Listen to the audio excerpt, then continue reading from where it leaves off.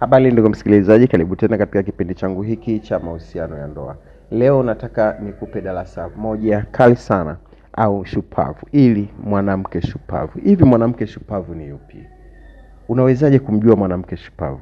Dada zangu, usiwe goigoi katika tandiko la mume wako, na wala usiwe mvivu kumtekelezea mume wako haki ya ndoa yake.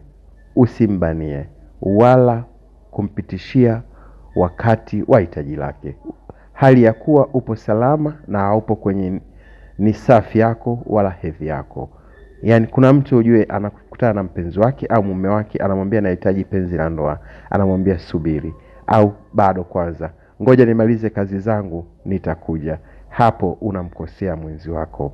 Hilo litakushushia mapenzi kwa Mola wako na kuumiza moyo wa mume wako. Mtume anasema mwanaume anapomtaka mkewe haja ya tendo la ndoa, basi ampatie na kumfuata hata akiwa jikoni au kwenye tanuri la mkate. Ameipokea Ahmad. Hiyo sheria.